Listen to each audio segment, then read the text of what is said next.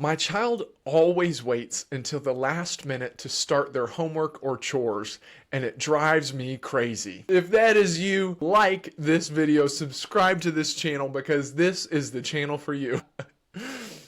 I feel like they're procrastinating and wasting time. Why can't they just get things done right away? Again, if this is you, like the video, subscribe, because these are the types of questions that I answer all the time on all these channels. Procrastination can seem like a really big problem when it comes to kids, especially kids and their homework and all these other things. Let me ask a question back, and I know you can't respond right away, but I'm going to ask it, and then if you are watching this video, whether you're the one who wrote this question or you're thinking about it, see if this question makes any sense to you. Do they still get the work done? Because if they still get the work done, what's the problem? Sometimes we want kids to be on a certain timeline, but if it's all getting done and it's all doing just fine, it can seem stressful, but they got it done. So breathe easy. They got it done. And most of the time, kids will get things done, but there are some caveats to that. If your child is stressing out because they waited too late and they're doing that consistently, something needs to change. And you got to work with them on managing their time. I talk often about a part in the brain that's called the frontal lobe or the prefrontal cortex, and that part of the brain helps with a lot of different things, but one of the things it helps with is time management. And that part of the brain doesn't really connect, it doesn't start fully functioning until around age 12, and I shouldn't even say fully functioning. It doesn't start functioning really until around age 12, and then it doesn't fully develop until around age 25, and then it actually never stops developing. It's just formed a full connection at age 25. So if you're working with a child, they're not going to be great at time management. They're going to need some help with that.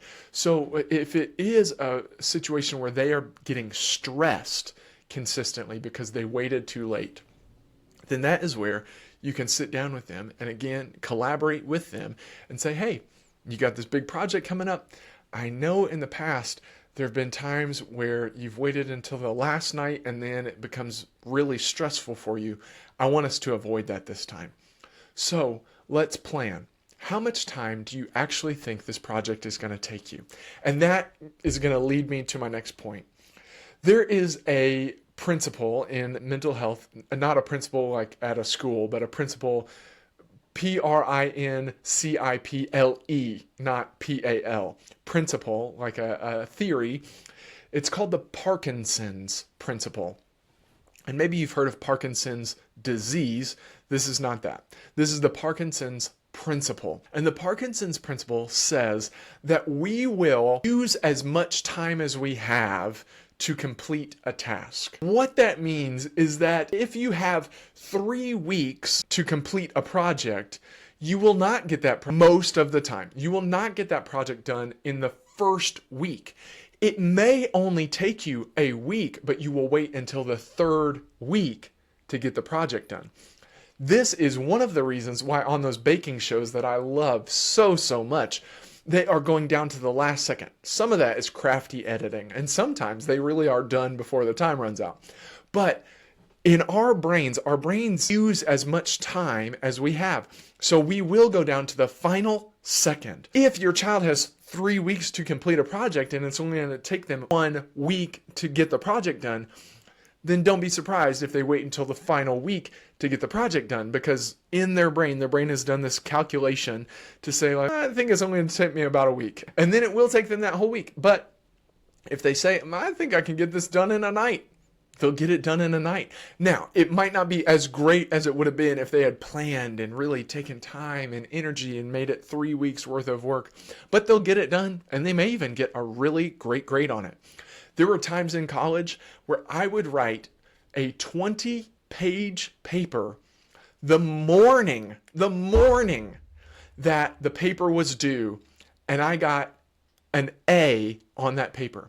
I got a 4.0 in high school. I got a 3.5 in college, and almost none of that was I not procrastinating. I was procrastinating big time, but I was able to do it because of that Parkinson's principle. I was able to think, and again, I wasn't great at time management because my frontal lobe wasn't fully connected, but I was like, I think that's only going to take me about a day, or I think that's only going to take me a few hours. Well, we will fill up however much time we have for something.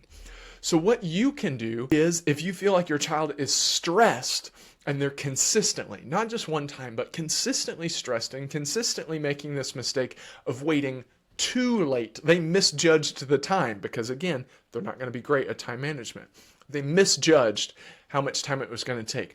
What you can say is, hey, you have 3 weeks to finish this project. I would love to be able to check in on that project in 1 week and see where you're at. Where do you think you'll be at in 1 week on this project? And have them set a goal of where they want to be in a week.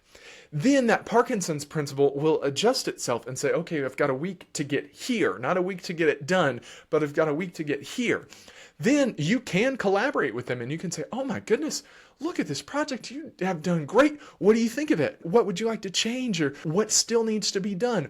Okay, let's check in again at the end of this week. So you've waited a week and then you're waiting the end of that week, and then the Parkinson's principle adjusts again and it's like, okay, I've got 5 days to get to here. Okay, I can do that. And they'll take these steps and it helps their brain learn about that time management. You and I know when we break things down into little pieces that it typically turns out better because we've not tried to cram it all at the same time. But you've also been in a situation at work where you cram it all until the very last minute. Or I've been in situations where I've crammed whatever needs to happen and I've had a month to get it done and I'm cramming it all in 2 days or whatever it might be. But if it gets done and it gets done well, that's okay. So don't judge it just because it's not on your time schedule. But if it is a thing where the child is becoming stressed, or if the work is just not turning out well, or it's not getting an appropriate grade, maybe that's, I hate to talk too much about grades because people's expectations of grades are all different all over the place. But if you can tell that they weren't able to put forth their best effort, or that when they turned it in, it was very below average, then, or they were super stressed, then it's time to help them manage their time a little bit better. But keep in mind this Parkinson's principle. They're going to use as much time as they have, and almost always it will come down to the wire. So don't stress about it coming down to the wire, but help them make decisions along the way.